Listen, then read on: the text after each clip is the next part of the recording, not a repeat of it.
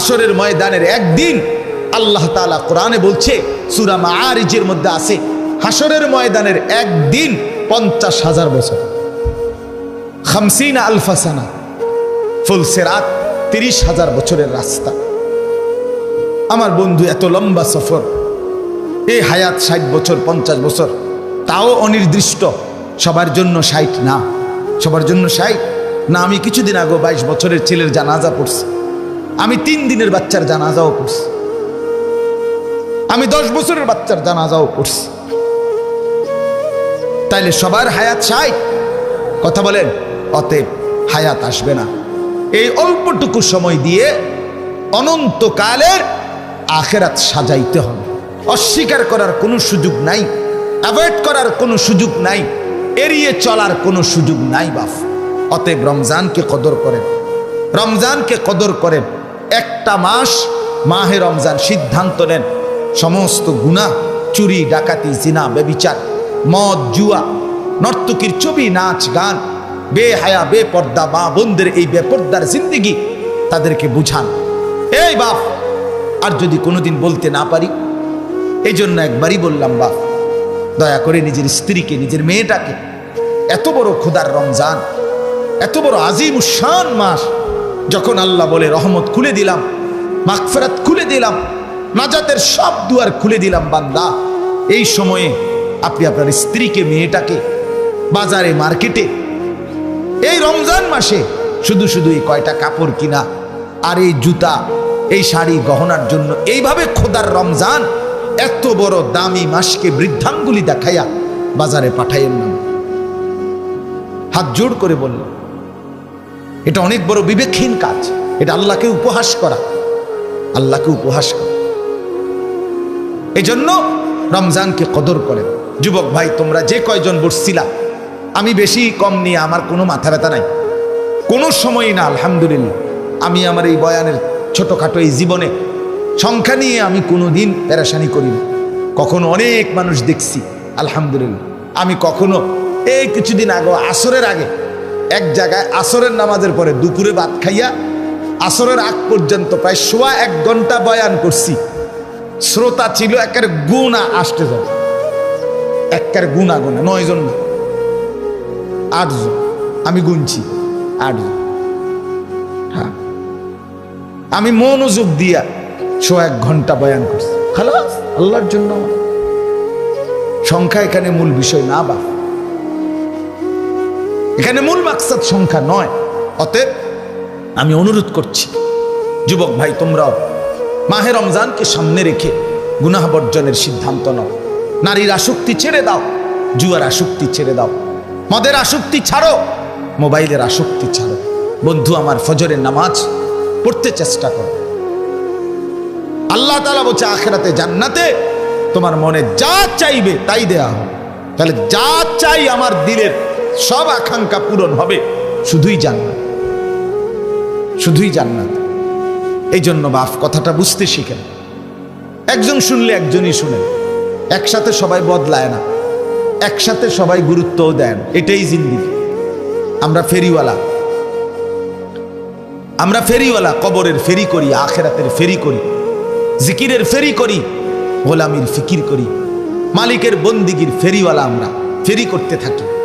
আমি প্রায় বলি, ফেরিওয়ালা জানে সে তার প্রতি ডাকে কাস্টমার আসে না। ফেরিওয়ালা যতবার তার মালের ঘোষণা দেয়, প্রত্যেক ডাকেই কি কাস্টমার আসে?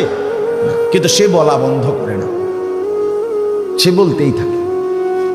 সে জানে হয়তো এই গল্লির থেকে নিয়ে 1 ঘন্টা ওই মাথা পর্যন্ত চিল্লায় গেছে, বালতি বালতি, হ্যাঁ, তারপরে যে অথবা কাপড় কাপড়, কিন্তু কেউ কাস্টমার নাই।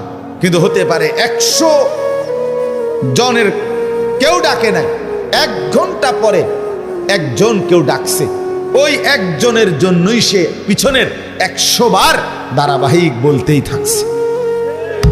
এটাই ফেরিওয়ালা। আমরা ফেরিওয়ালা, আলহামদুলিল্লাহ, দিবানিশি বলতেই থাকি, বলার চেষ্টাই করছি, বলেই যাব ইনশাআল্লাহ।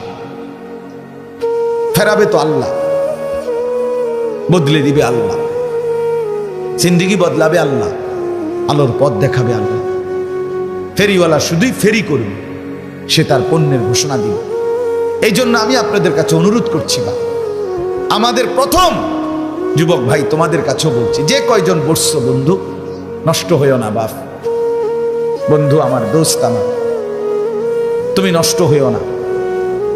নারী, নাচ, গান, জিনা, ব্যভিচার, মদ, জুয়া, সারাদিন এই মোবাইল টিপা, আর এই বিশ্রী চুল, এই বখাটেপনা, পেশাব করে পানি নাও না, ঢিলাকুলুক ব্যবহার করো না, কোনো দিন ফজরের নামাজ পড়ো না, 5 ওয়াক্ত নামাজের জিন্দিগি সেজদা যাদের নাই, দোস্ত আমার, তুমি ভালো নাই,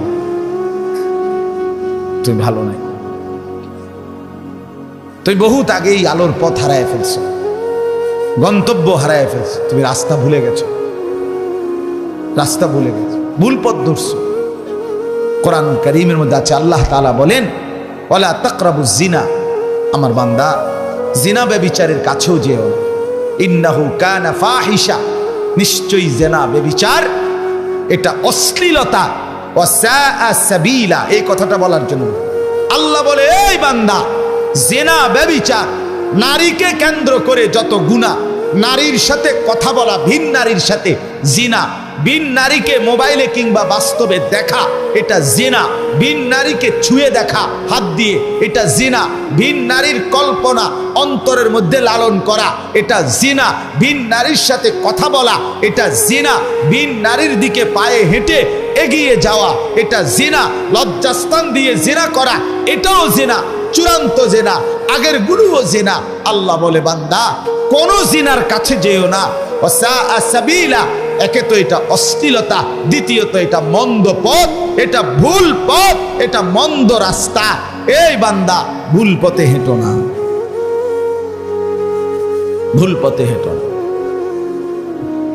এই জন্য বন্ধু আমার, দোস্ত আমার, আমি অনুরোধ করলাম, বাবার আপনাদেরকেও বলি, আপনার জিন্দেগির পরিচয় বাবা, স্ত্রী সন্তানের দিনদারি, এটাকেই বলে পুরুষ। অভিভাবক বলে তাকে মুসলমান, যে তার স্ত্রী সন্তানের দ্বীনের ফিকির করে।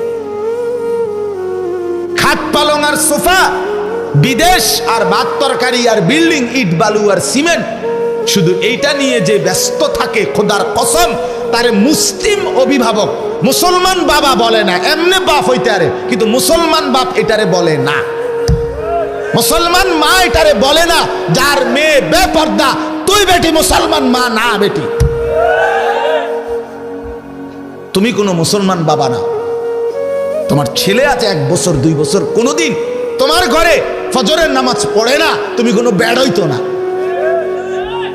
তুমি নিজেও আসছো দুনিয়া ভোগ করতা, তোমার জিফুতরও লাগাই দিছো দুনিয়া ভোগ করতে। তুমি দুনিয়া লোভী, তুমি সম্পদ লোভী।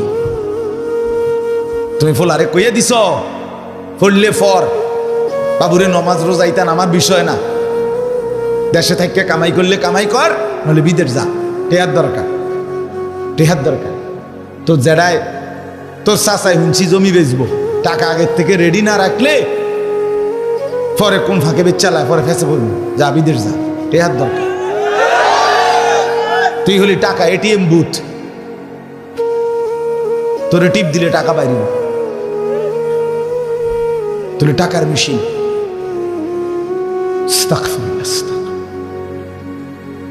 নাহলে একজন মুসলমান বাবা এটা মেনে নিবে কেন? ইমাম বুখারী রাহমাতুল্লাহ আলাইহি,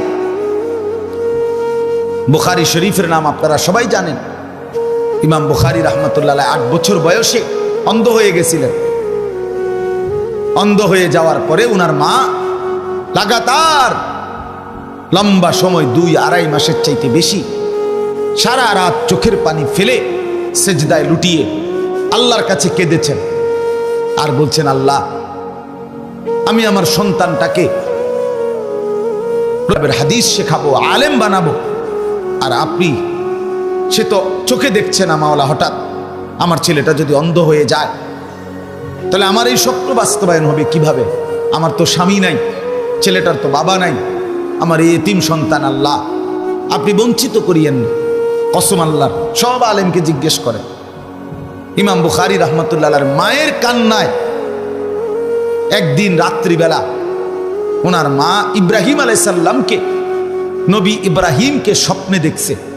ইব্রাহিম নবী স্বপ্নে সরাসরি বলছে ইমাম বুখারীর মাকে, মা তোর চোখের পানির বরকতে আল্লাহ তোর সন্তানের চোখের আলো ফিরায় দিছে। পরের দিন সকালবেলা ইমাম বুখারী রাহমাতুল্লাহ আলাইহি ঘুম থেকে জেগে বলতেছে, মা আমি তো গোটা দুনিয়া দেখি না। মা তো তাকে বলে, বাপ আপন সন্তান এক ওয়াক্ত নামাজ পড়ে না, চেহারা দেখলে চুল দেখলে বোঝা যায় না মানুষের সুরত, মুসলমানের কোনো চিহ্ন। এমন দুঃখজনক দৃশ্য একজন মুসলমান বাবা মেনে নিচ্ছে কিভাবে? মা মেনে নেয় কিভাবে? পাগল হয়ে যাওয়ার কথা ছিল যে আমার জীবনের আর রইল কি, তাই আমার স্ত্রী সন্তানই যদি হয় খোদার নাফরমান, আমার আর কি রইল? রাসূলুল্লাহ সাল্লাল্লাহু আলাইহি ওয়াসাল্লামের হাদিস, যেই পুরুষ যেই অভিভাবক তার স্ত্রী সন্তানের জন্য অশ্লীলতা, বেহায়াপনা, হারাম, নাপাকি, নাজায়েজ মেনে নেয়, কসম খোদার, নবী বলছে তাকে বলে দাইয়ুস, তার জন্য জান্নাত হারাম।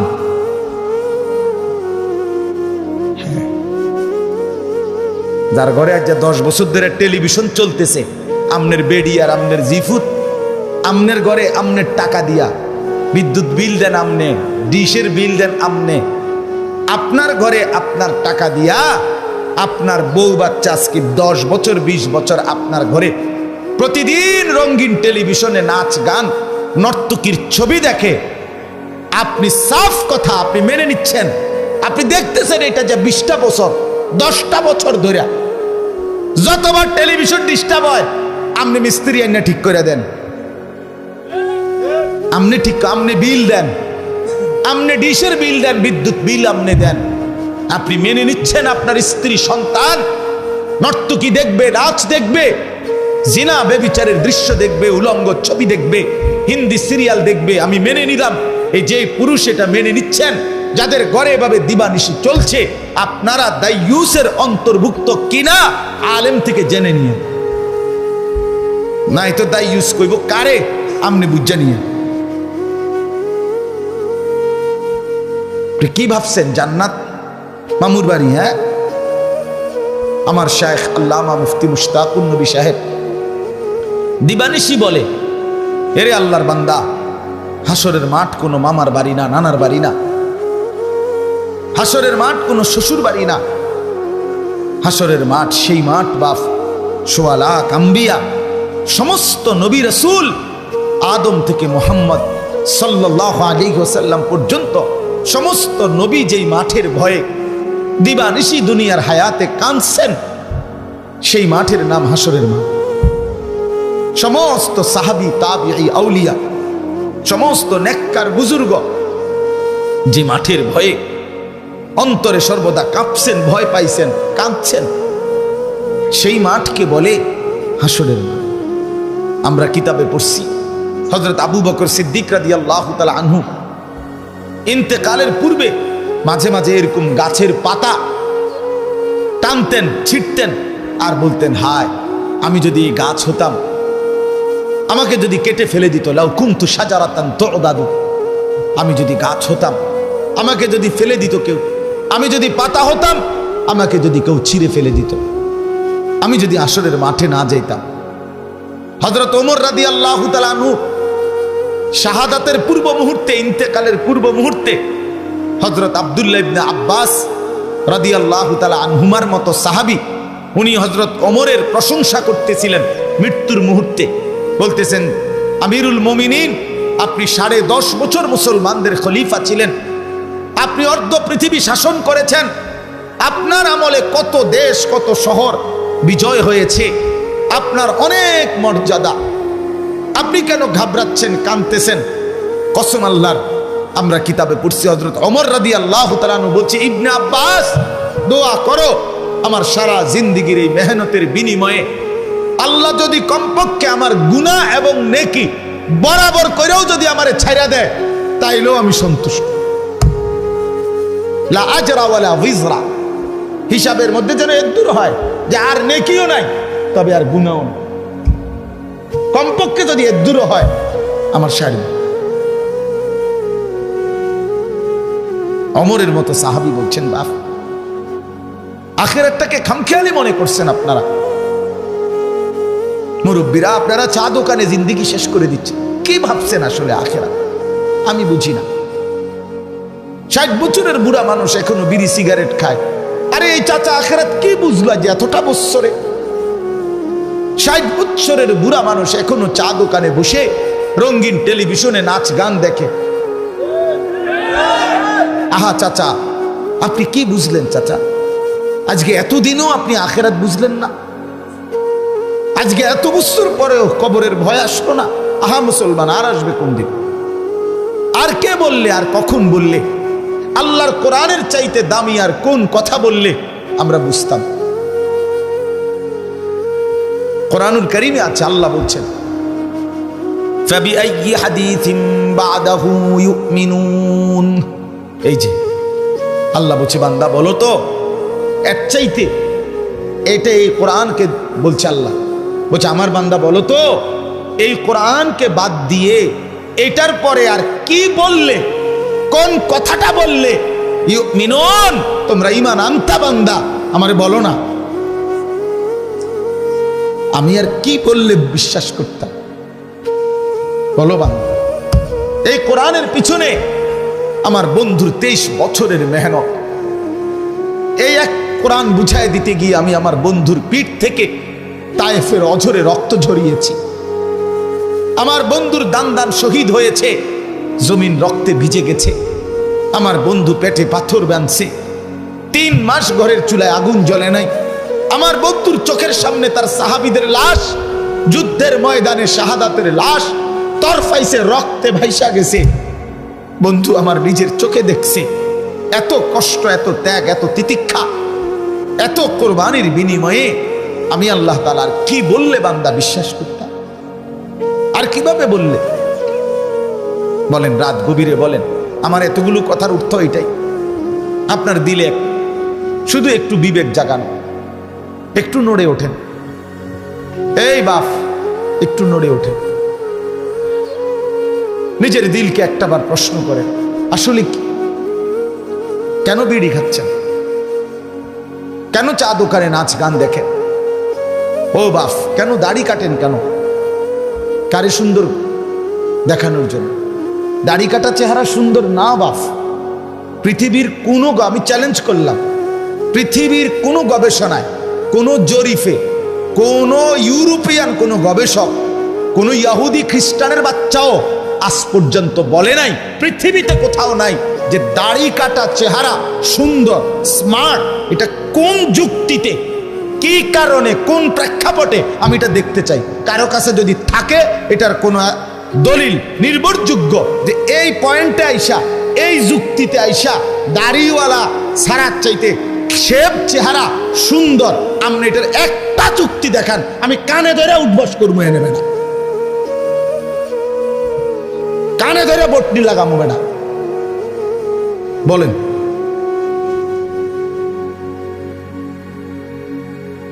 কোন যুক্তি নেই, কোন মানে ন্যূনতম কোন যুক্তি, একটা মানুষের একটা যুক্তি থাকে, কোন যুক্তি নেই। দাড়িবিহীন চেহারা সুন্দর নয়, সারা পৃথিবীকে চ্যালেঞ্জ করুন, দাড়িওয়ালা চেহারা সুন্দর। দাড়িওয়ালা চেহারা দেখে পৃথিবীর ইতিহাসে 40 জন সুন্দরী সম্ভ্রান্ত রাজবংশীয়া নারী এক দাড়িওয়ালা যুবকের চেহারা দেখে এক নজর, এক পলক শুধু হাইটা গেছে, এক নজর দেখাই হাতের আঙ্গুল কাইটা ফেলছে। সেই যুবক দাড়িওয়ালা যুবক ছিল, সেই যুবক সেই বলা যুবক। আর এর বিপরীতে দাড়িবিহীন কোন বেড়াইতে দেখে এরম কারবার হইছে, এটি রূপকথার মধ্যেও নাই, হাট্টিমা টিমের বইয়ের মধ্যেও নাই, কোন সিনেমা তো নাই এমন ঘটনা। জি না, ঠাকুরমার জুলির মধ্যেও নাই। আমি ঠাকুরমার জুলি পড়ছি ছোট থাকতে, বেহুলা লক্ষিন্দরের গল্প বই পড়ছি, হ্যাঁ, রহিম রুব্বানের কাহিনী পুরাটা পড়ছি। কথা সত্যি কথা। এই জন্য আমি বলতে চাচ্ছি, আপনি বলেন এটা ফিরতেই হবে বাবা, আমরা ফিরতেই হবে। আমাদের গন্তব্য আখিরাত। আমাদের গন্তব্য কি বলেন না? দোস্ত আমার, পাশ কাইটা গেলে হবে না বন্ধু। আপনি আমারে পাশ কাইটা গেলেন, আমি আপনারে পাশ কাইটা গেলাম, এটা তো আমি আর আপনি। আমার কাছে আপনি ঠেকানা, আপনার কাছে আমি ঠেকানা, কিন্তু আমরা সবাই আল্লাহর কাছে ঠেকা। ওয়াকুল্লুহুম আতিহি ইয়াউমাল কিয়ামাতি ফারদা। রব্বুল আলামিন বলে সকলকেই আল্লাহর সামনে কিয়ামতের দিন একজন একজন করে এসে দাঁড়াইতে হবে। কয়জন কয়জন? ফারদান ওয়াহিদান, একজন একজন। রব্বুল আলামিন জিজ্ঞেস করবে, বান্দা উত্তর দেবে, ইন্নাল্লাহা সায়ুকাল্লিমু।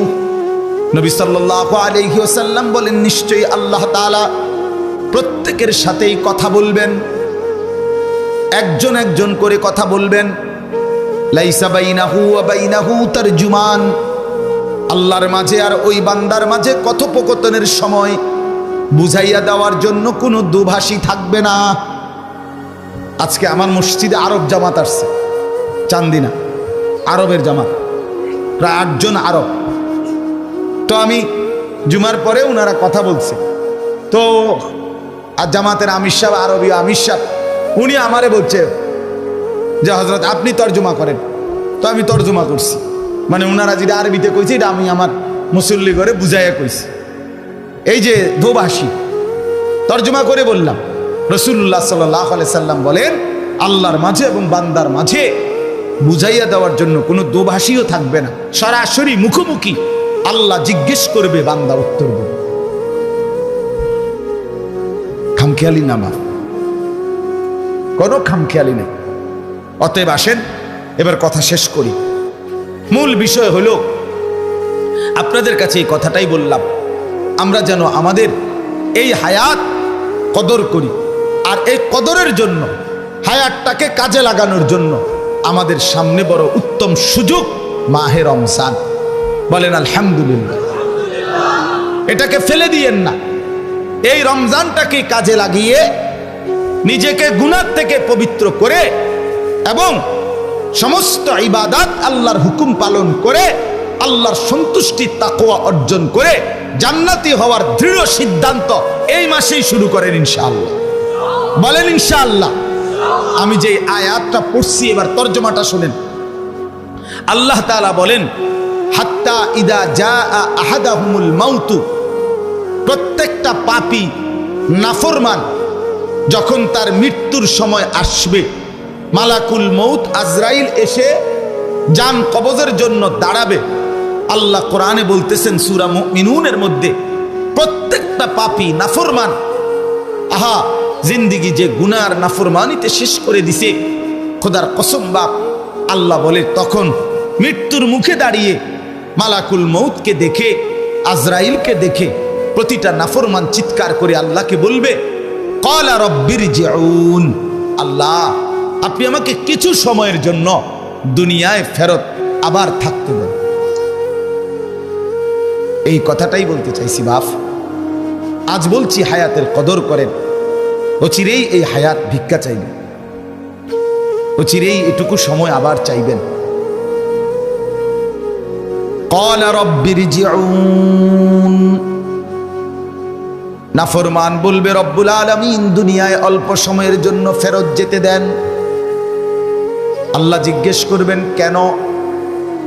নাফরমান বলবে লাআল্লি আমালু সালিহান ফীমা তারাকতু, আল্লাহ যে আমলগুলো ইতিপূর্বে ছুটে গিয়েছিল, এবার যদি একটু হায়াতের সময় পাই তাইলে সেই ছুটে যাওয়া নেক আমলগুলো এবার করব। আল্লাহ বলবেন কাল্লা, না বান্দা, কখনোই না, হবে না বান্দা। মালাকুল মউত আজরাইলকে এনে আমি রব্বুল আলামিন কোনোদিন কাউকে ফেরত দেই নাই, অনুগত কেউ না, অবাধ্য কেউ না। আজরাইলকে সামনে এনে আমি প্রিয়কেও নিয়ে গেছি, আমি অপ্রিয়কেও নিয়ে গেছি, আমার অনুগত বান্দাকেও নিয়ে গেছি, আমার অবাধ্য বান্দাকেও নিয়ে গেছি। আল্লাহ বলেন মালাকুল মউতকে সামনে এনে মূসাকেও কবরে নিয়েছি, ফেরাউনকেও কবরে নিছি কিনা বলেন? কাউকে ফেরত দেই, কাউকে না। হবে না বান্দা, এটা হবে না, কাল্লা, কখনোই না। এরপরে আল্লাহ বলবেন ইন্নাহা কালিমাতুন হুয়া কাইলুহা, এই নাফরমান বান্দা, আমি জানি আজরাইলকে দেখে এখন যে তুমি দুনিয়ায় ফেরত যেতে চাচ্ছ, নেক আমল করবা এই কথা বলে, এটা তোমার মিথ্যা কথা, এটা তোমার কথার কথা, এটা তোমার বাটপারি কথা, এটা তোমার সিটারি কথা। আল্লাহ বল, হ্যাঁ এটাই আয়াতের অর্থ, এটা তোমার কথার কথা। ইতিপূর্বে বান্দা বহুবার বহু বিপদ, অ্যাক্সিডেন্ট, মুসিবত, অসুস্থতা, পেরেশানিতে তুমি আমি আল্লাহকে বহুবার ডাকছিলা, আর যখনই বিপদ, মুসিবত, পেরেশানি, অ্যাক্সিডেন্ট, দুর্ঘটনা দূর হয়ে যায়, শেষ হয়ে যায়, তখন আমারে আবার তুমি ভুলে গেছো। আমি জানি তোমার বউয়ের যে সময় সিজার হয়, সেই সময় তুমি আমারে লক্ষ্যবার ডাকছিলে, আল্লাহ আল্লাহ, মানে নামাই লইতেছে আল্লাহরে।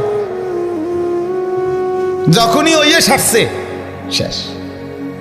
আসর, মাগরিব, এশা, ফজর, কত নামাজ চলে গেল, আর মালিককে একটা সেজদা দেবার কথা মনে নেই।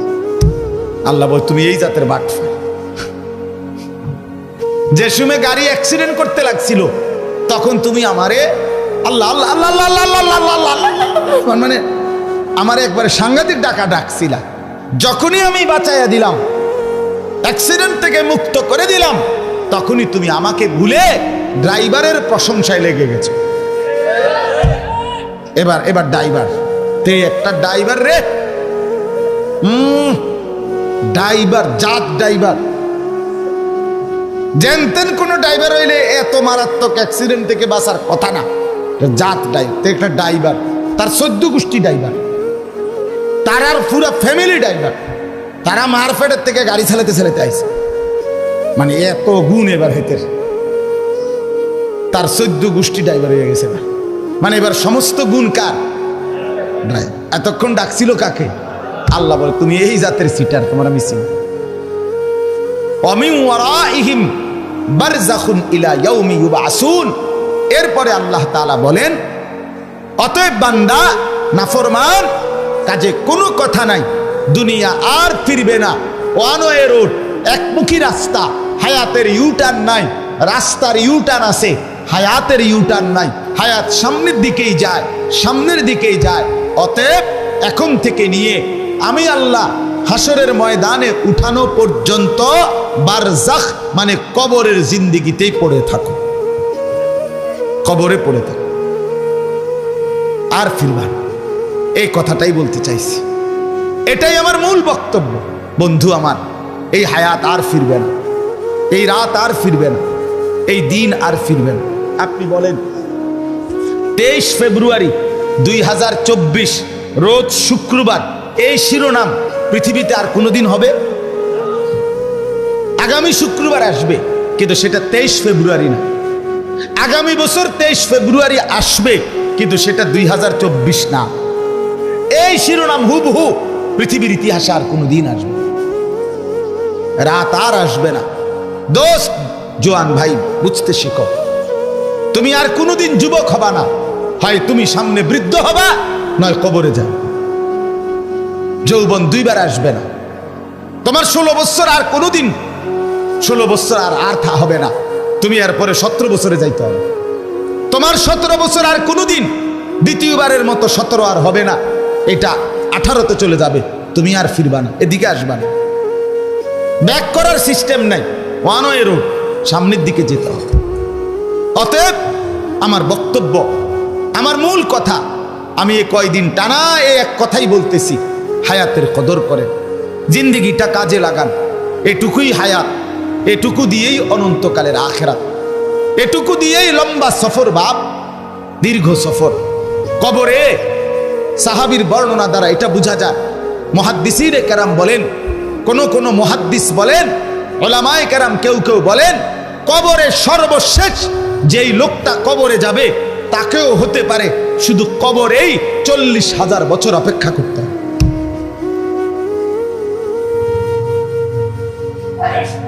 হাসরের ময়দানের একদিন আল্লাহ তাআলা কোরআনে বলছে, সূরা মাআরিজের মধ্যে আছে, হাসরের ময়দানের একদিন 50,000 বছর, 50 আলফা সানা, ফুলসিরাত 30,000 বছরের রাস্তা। আমার বন্ধু, এত লম্বা সফর, এই হায়াত 60 বছর 50 বছর, তাও অনির্দিষ্ট। সবার জন্য 60 না, সবার জন্য 60 না। আমি কিছুদিন আগে 22 বছরের ছেলের জানাজা পড়ছি, আমি 3 দিনের বাচ্চার জানাজাও পড়ছি, আমি 10 বছরের বাচ্চার জানাজাও পড়ছি। তাইলে সবার হায়াত 60? কথা বলেন। অতএব হায়াত আসবে না। এই অল্পটুকু সময় দিয়ে অনন্তকালের আখিরাত সাজাইতে হবে। অস্বীকার করার কোনো সুযোগ নাই, অ্যাভয়েড করার কোনো সুযোগ নাই, এড়িয়ে চলার কোনো সুযোগ নাই বাপ। অতএব রমজানকে কদর করেন, রমজানকে কদর করেন। একটা মাস মাহে রমজান, সিদ্ধান্ত নেন সমস্ত গুনাহ, চুরি ডাকাতি জিনা ব্যভিচার মদ জুয়া নর্তকীর ছবি নাচ গান বেহায়া বেপর্দা মা বোনদের এই বেপর্দার জিন্দেগি তাদেরকে বুঝান। এই বাপ, আর যদি কোনোদিন বলতে না পারি, এই জন্য একবারই বললাম বাপ, দয়া করে নিজের স্ত্রীকে নিজের মেয়েটাকে, এত বড় খোদার রমজান, এত বড় আজিম শান মাস, যখন আল্লাহ বলে রহমত খুলে দিলাম, মাগফিরাত খুলে দিলাম, নাজাতের সব দুয়ার খুলে দিলাম বান্দা, এই সময়ে আপনি আপনার স্ত্রীকে মেয়েটাকে বাজারে মার্কেটে এই রমজান মাসে শুধু শুধু এই কয়টা কাপড় কিনা আর এই জুতা এই শাড়ি গহনার জন্য এইভাবে খোদার রমজান এত বড় দামি মাসকে বৃদ্ধাঙ্গুলি দেখাইয়া বাজারে পাঠাইয়েন না। হাত জোড় করে বলল, এটা অনেক বড় বিবেকহীন কাজ, এটা আল্লাহকে উপহাস করা, আল্লাহকে উপহাস করা। এজন্য রমজানকে কদর করে। যুবক ভাই, তোমরা যে কয়জন বসছিলা, আমি বেশি কম নিয়ে আমার কোনো মাথা ব্যথা নাই, কোনো সময়ই না। আলহামদুলিল্লাহ, আমি আমার এই বয়ানের ছোটখাটো এই জীবনে সংখ্যা নিয়ে আমি কোনো দিন পেরেশানি করি না। কখনো অনেক মানুষ দেখছি, আলহামদুলিল্লাহ। আমি কখনো এই কিছুদিন আগে, আসরের আগে এক জায়গায় আসরের নামাজের পরে দুপুরে ভাত খাইয়া আসরের আগ পর্যন্ত প্রায় 1.25 ঘন্টা বয়ান করছি। শ্রোতা ছিল একের গুণা আসতে যায়, একের গুণা 9 জন না, 8 জন, আমি গুনছি 8 জন। হ্যাঁ, আমি মনোযোগ দিয়া 1.25 ঘন্টা বয়ান করছি, খালাস আল্লাহর জন্য। আমার সংখ্যা এখানে মূল বিষয় না বা, এখানে মূল মাকসাদ সংখ্যা নয়। অতএব আমি অনুরোধ করছি যুবক ভাই, তোমরাও মাহে রমজানকে সামনে রেখে গুনাহ বর্জনের সিদ্ধান্ত নাও। নারীর আসক্তি ছেড়ে দাও, জুয়ার আসক্তি ছেড়ে দাও, মদের আসক্তি ছাড়ো, মোবাইলের আসক্তি ছাড়ো। বন্ধু আমার, ফজরের নামাজ পড়তে চেষ্টা করো, 5 ওয়াক্ত নামাজ পড়তে চেষ্টা করো। বাবা চাচা যাদের বিড়ি সিগারেট খাওয়ার অভ্যাস, ছেড়ে দেন এই অভ্যাস।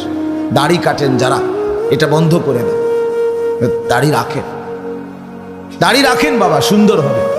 পুরুষত্ব পৌরুষ বীরত্ব দেখা যাবে। যারা নাচ গান নাটক সিনেমা দেখে অভ্যস্ত, মা বোনকে বুঝান, এখনই সিদ্ধান্ত। বড় দারুণ সুযোগ এখন সামনে, এই মুহূর্তে রমজানের প্রস্তুতির জন্য একটা পাওয়ার শক্তি নিজের মধ্যে সঞ্চার করেন।